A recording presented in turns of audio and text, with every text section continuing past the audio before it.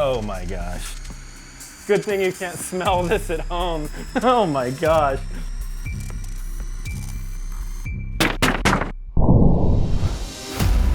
From his first house flip in his Air Force dorm room to closing office, industrial, and multifamily properties, Gavin Light is a real estate investor on the rise.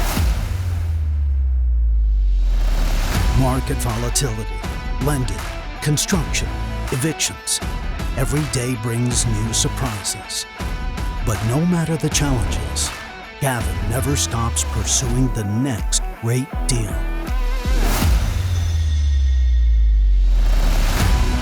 Gavin Light is the Property Prospector.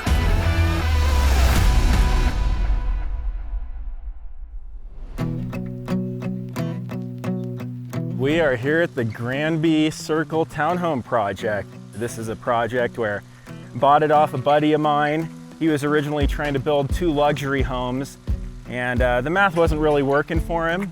So I decided to do a higher density option and build 12 townhomes. The numbers worked a lot better with that amount of density on it. So it's a beautiful site. You can walk the Garden of the Gods from here. You can walk the Ute Valley Park from here. So I'm just really excited to check on the progress.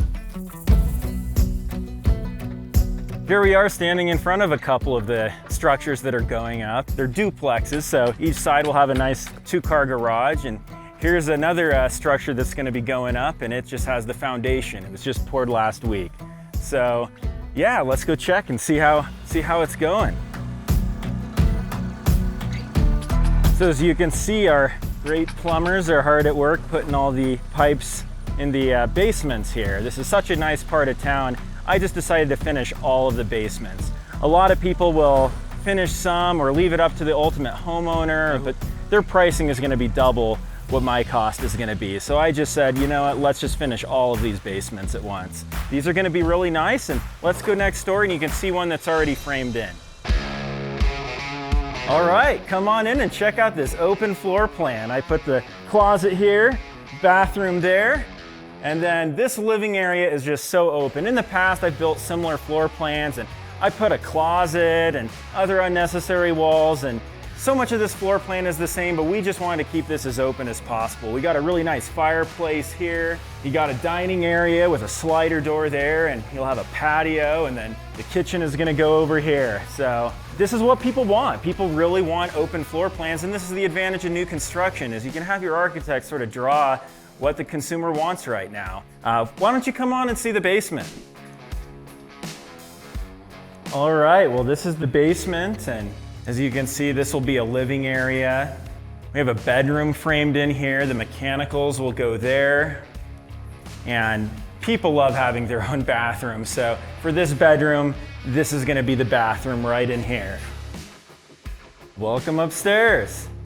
I've built a very similar version of this floor plan before, and I did it with 3 bedrooms upstairs. This time we only did 2 bedrooms upstairs because we just found people, especially in this part of town, they want big bedrooms. It's more of a luxury tier product due to our proximity to so many recreational areas. One thing that I just love about these townhomes is the views. I mean, we are just right on the west side, nestled against the foothills, so it's just a really cool property.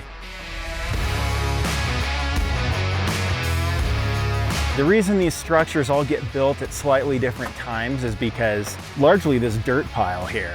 We can't dig all of the foundations at once on a tight site because where would we put the dirt? We'd have to move it off site and then move it back to regrade, and that gets really expensive. So it's sort of like a game of Tetris here.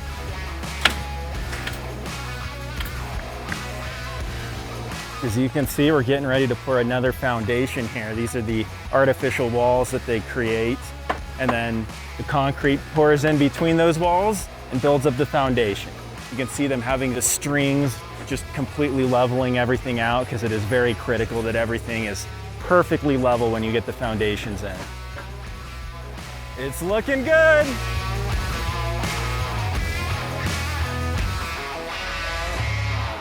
Prospecting for properties, you can spend money on literal marketing, direct mail, but I choose to just give a lot of money away to charitable causes. And one of my sales reps that calls property owners similar to what we already own. He had set up this meeting, and when I show up to meet this guy, he's like, I know you. You were at a charity event and I went through the buffet line with you. So I had that instant rapport with him, and so he sells me this property. Unfortunately, we did recently have a situation where we had remodeled one of the units very nicely, and the resident moves in, pays their security deposit, and never makes one rent payment. So they move out and the place is just trashed, and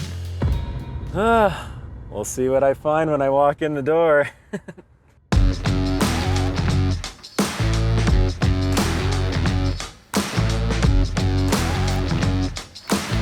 Let's have a look. Oh my gosh. Good thing you can't smell this at home. Oh my gosh. This is a good one.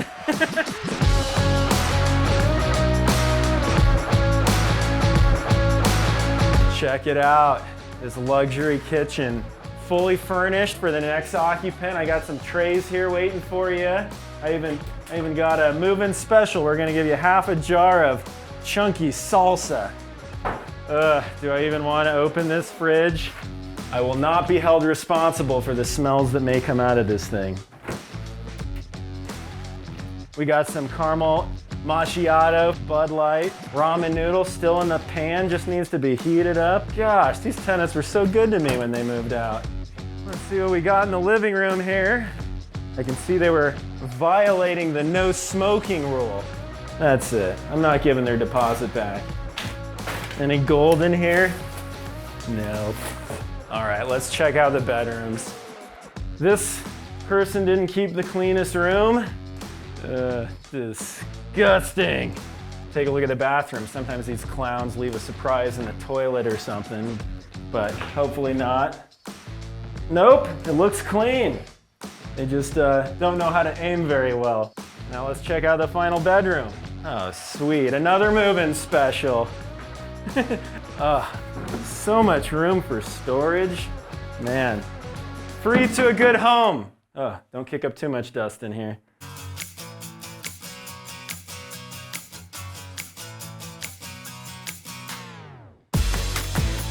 Honestly, less than a couple $1,000s worth of damage here. When somebody really wants to mess stuff up, they can bash the walls in and pour concrete down the toilet, and it can be a mess.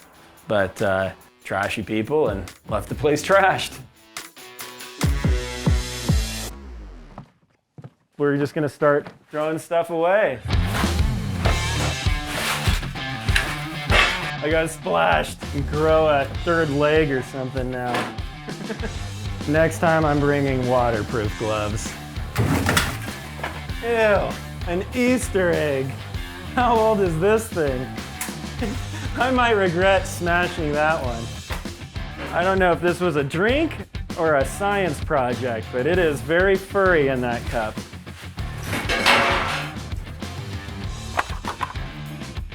If you don't pay your rent, we're gonna break your legs off, but only if you're a couch. All right, let's try this again. Yeah. 1, 2, 3. Nice, we got it. Now that we've gotten all this junk out of the house, trash removal is a lot cheaper the more compact it gets. So, because I skipped the gym today, I'm gonna bust it all up. Wish me luck.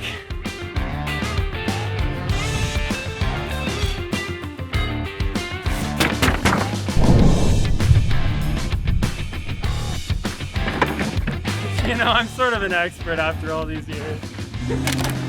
Oh, there it is, lost in the rubble. Well, that was too easy. They just don't make furniture like they used to, I guess. Hit it once, it all falls apart. Sweet. Whew.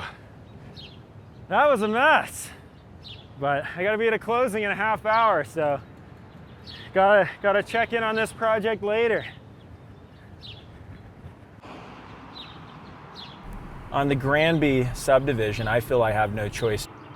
Whether it's details about his past issues with creditors, bankruptcy, subcontractors not getting paid on previous jobs. There's no salvaging this. I need to get attorneys involved, and we need to separate ourselves completely from doing business with one another.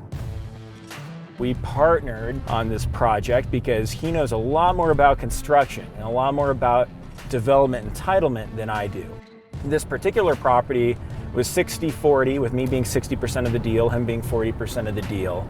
My partner just sort of retired and, started hanging out in Mexico, and so he wasn't paying any attention to this project. On top of that, this individual is very crass and crude, and he would email city planners with expletives, and so this project that we should have been able to break ground on at probably the end of 2021, maybe even a little earlier than that.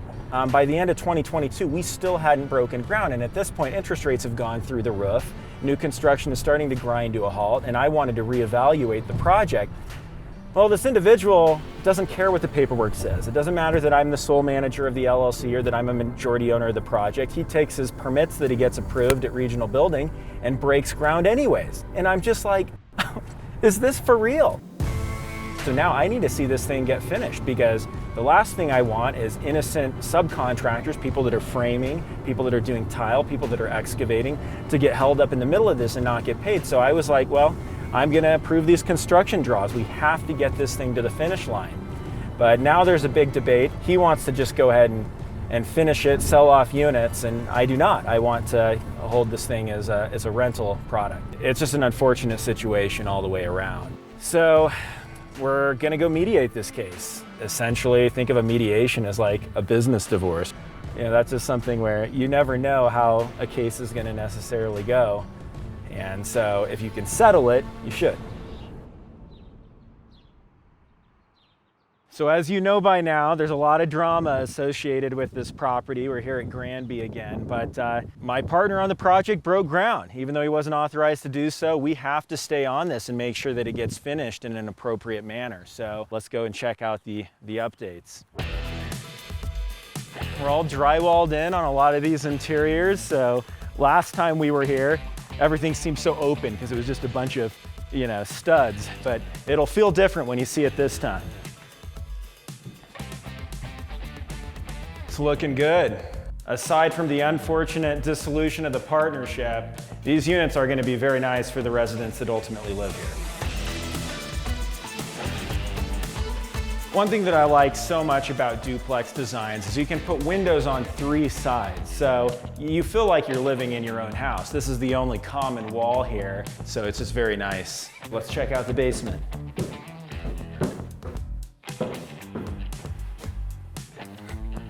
Walk-in closet here. Not a lot of basements with walk-in closets. There was enough room down here to do it, so might as well. We'll have the bathroom there. And then over this way, this is where your great room is going to be. Put your ping pong table or foosball, whatever you love doing. Sky's the limit.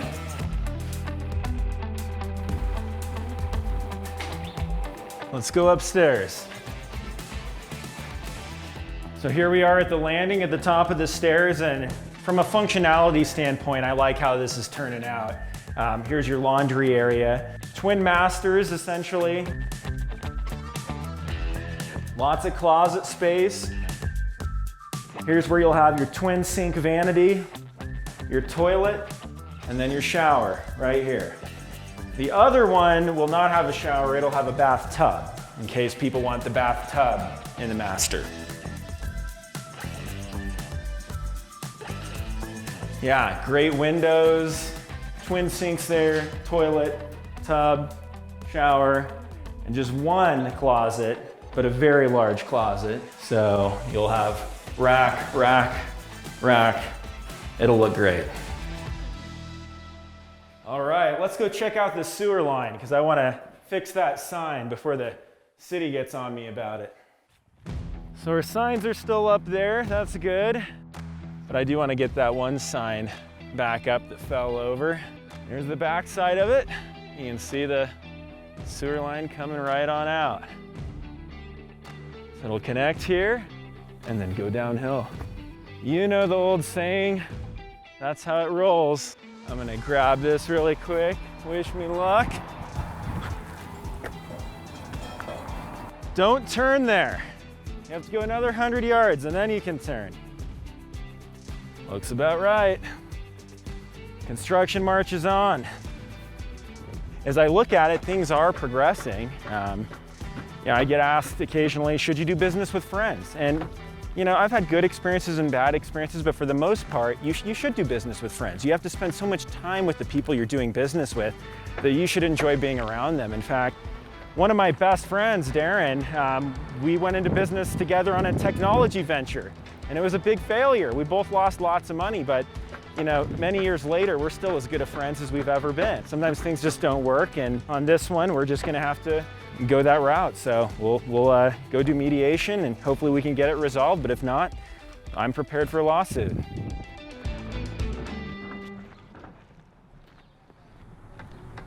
So we're almost to mediation, and I don't like going the litigation route. It's expensive, it's time consuming, and I'm hoping that we can avoid a trial, but this is an industry where people will walk all over you if you don't stand up for yourself when they do you wrong. So there's really 4 properties that we're disputing. One is the property that this individual went behind my back and contacted the seller I had introduced him to and bought the property. I had had a lot of rapport with the seller. I had bought multiple properties from him. My partner told me to make a certain offer, so I did. And then he went behind my back and made a slightly higher offer and got it done direct, really unethical. The other 3 properties are properties that we've purchased and are actually partners on. One of them is a 22-unit townhome development in Fountain that hasn't been built yet. Years have gone by and we're not even through the entitlements.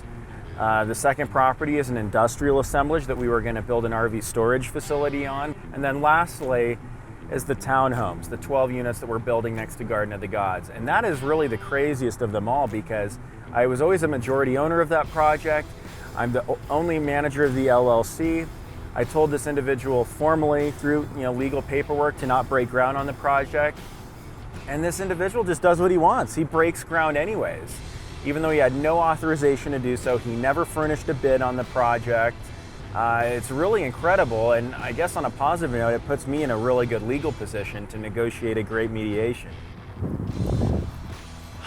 All right, time to go kick some teeth in.